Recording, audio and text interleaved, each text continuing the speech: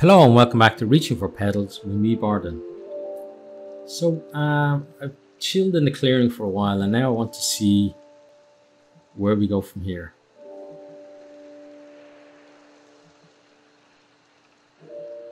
So I'm trying to see where the path leads from here. Looks like we can go that way. I don't want to end up accidentally going back the way I came either.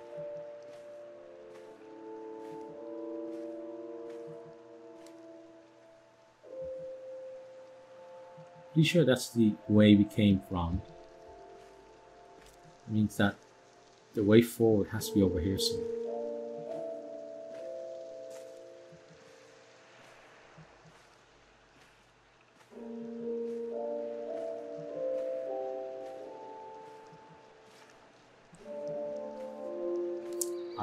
I have to say I do like games like this, and I know some people say, oh, it's just a walking simulator, but you know, sometimes I want to play a game that kind of gets my brain ticking over and, you know, throws strategic challenges at me, the likes of More Time or Total War, that kind of thing.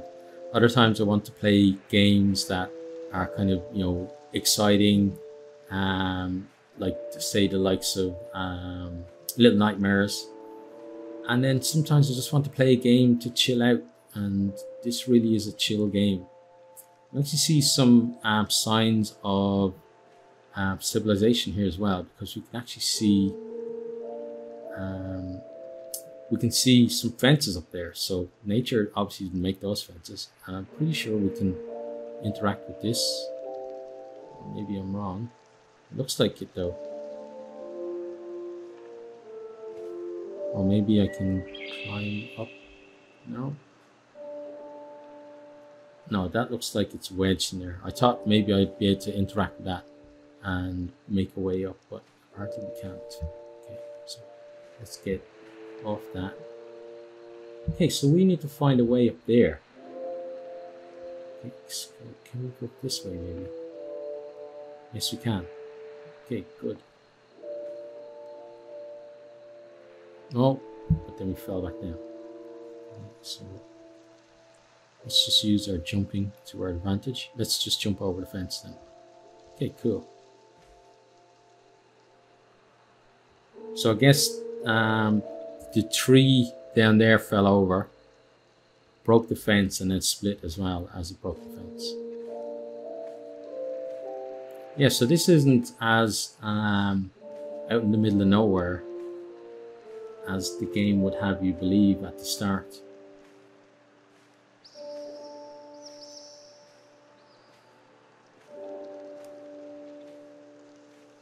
Obviously someone, those fences don't look like they've been there a long time. Like capillaries, carrying the essence of life from the top of the hills to all the organs of the forest.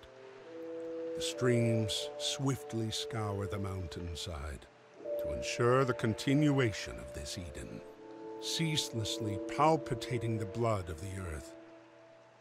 Unlike a standard circulatory system, the cycle of this network of vitality does not return to its source. It only travels downward into the endless expanse of the sea, to nevertheless return as droplets in the rain. Following the streams is a sure way to reach the colossal peak, if one were not to worry about the definitiveness of gravity. There is only one way to reach that height so directly, and it requires wings. Without a transport of such convenience, one must move onward into the dense arteries of the mountain, where the sun is no longer your companion, and the loneliness truly sets in. The dark takes over, and there is nowhere else but forward. There is no more going back. Okay, so he mentioned there getting to the peak, and that's what the game, that's the aim of the game, is basically to get to the peak of the mountain. And obviously we, as he mentioned, we're not going to be able to fly up like a bird would. We're just going to have to follow the follow the trail. It's also interesting there that he mentioned, solitude and loneliness. I'm the kind of person, like, I actually enjoy my own company. Some people need people around them all the time, but for me, I like peace and solitude. And like, so I wouldn't, let me though be clear about this though. I'm not saying that like I'd like to be a hermit where I never see people. Like, I like to have times where I'm with people and times when I'm on my own. Like, if I'm with people for too long, then I'll crave having just peace and time to myself.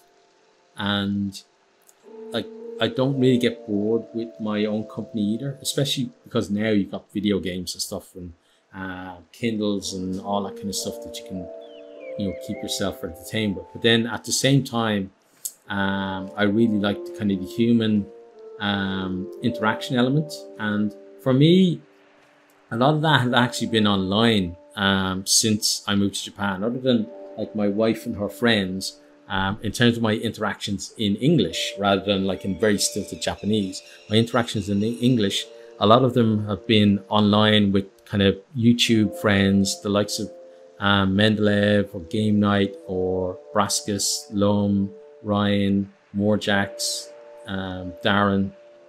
All of those guys, like, have been kind of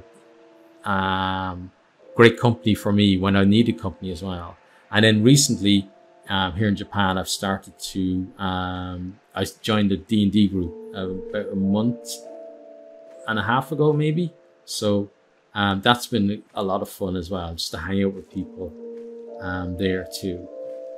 So right now, I think I've got a nice mix between the two. Okay, so this used to be someone's house.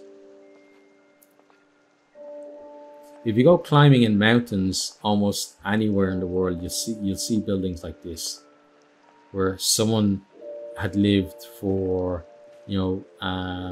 probably most of their life, probably a lot of their adult life as well, and they tamed, or they felt they tamed the forest. But then, it doesn't take too long after they're gone and there's no one else to take over, that the forest reclaims what was taken from it.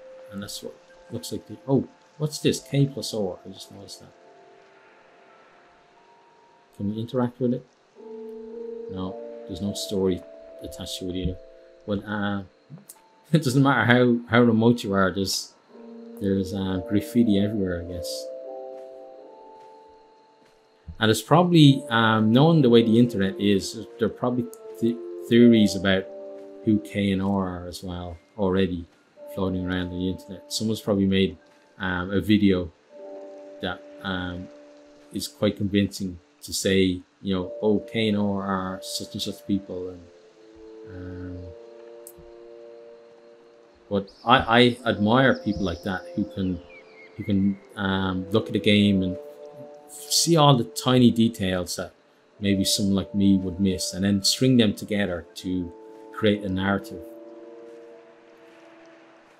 And then like they can make kind of leaps from from that to then kind of fill in the blanks as well. I like people who can do things like that. Okay, so we've got a rope bridge there, which is almost certainly where we need to go. Oh, hang on a sec. What did I do? Oh, okay. Apparently my screenshot key is also the game's key for going into minimize, or not minimize, going basically into windowed mode. Okay, so I can't go that way. But I do want to check, if I can, what's around this way.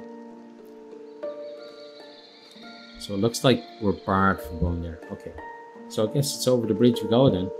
I wonder if there's going to be a troll living under the bridge. He's going to try and charge us for crossing.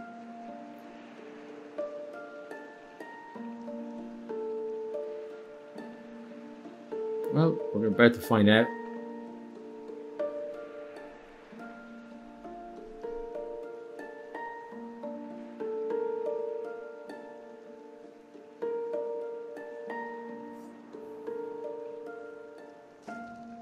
And it's also weird as well that when I was growing up, trolls were, you know, things from stories. There weren't like people on the internet who with nothing better to do than to just annoy people, you know, to get their own kind of fun out of it.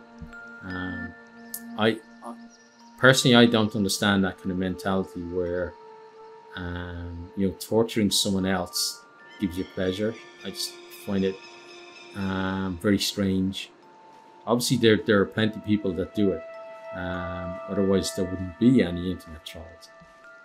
But still, it's hard to understand, especially when you come from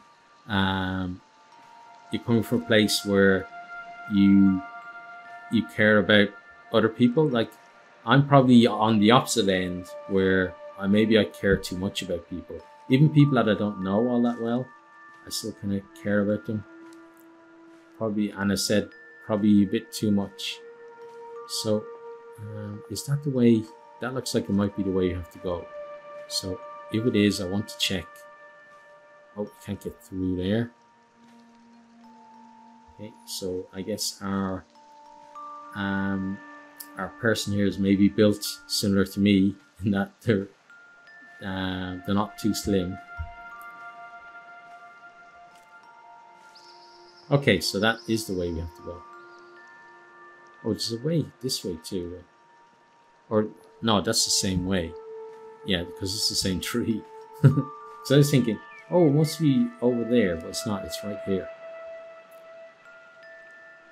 Okay, so far I'm not seeing much of the darkness that the guy was talking about. It's still kind of this almost twilight thing. And in Ireland, we actually have a lot of twilight. Oh, look at this. Guess this is a petal. Cool. Hopefully we can interact with this. There we go.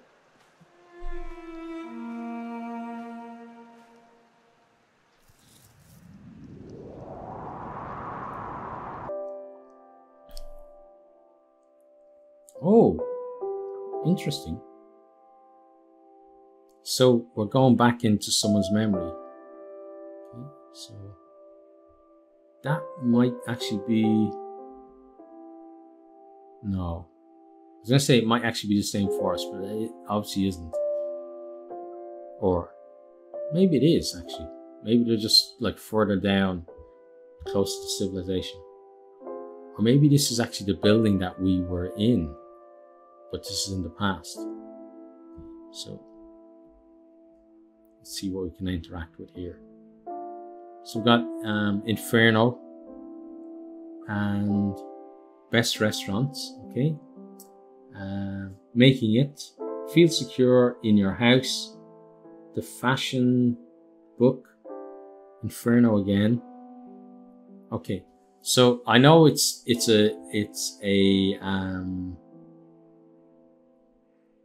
I know it's a game, but it's always weird in games when you see like several copies of the same book in someone's house, especially when they're not the writer. If someone was the writer, you could kind of understand that they'd have multiple copies of their own book. But when, oh, we got something here, look.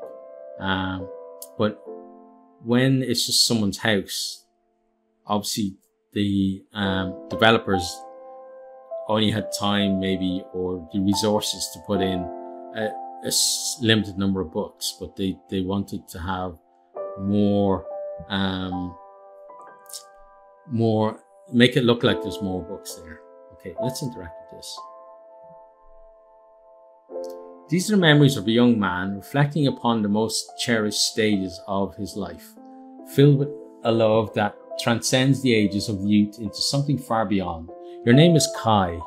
Your life's greatest moments are those spent with your darling Renee. She is the dawn of everything. Her power to fill your life with magnificence is as sure as the morning's first illumination. But as every sun rises, so too must it set. Okay, let's continue. The first lasting memory shared between the beloved beginnings at the age of innocence, budding laughter fills the air throughout the schoolyard. It is here where the story truly begins, with a fateful meeting between two preordained to journey the wrinkles of life and love. The two are initiated through a common companion, atop a gilded hall surrounded by giant greenery. The sun is high and the air is warm, like any other summer day, but there would not be any other day, not again. In an instant, everything changed. Okay, interesting.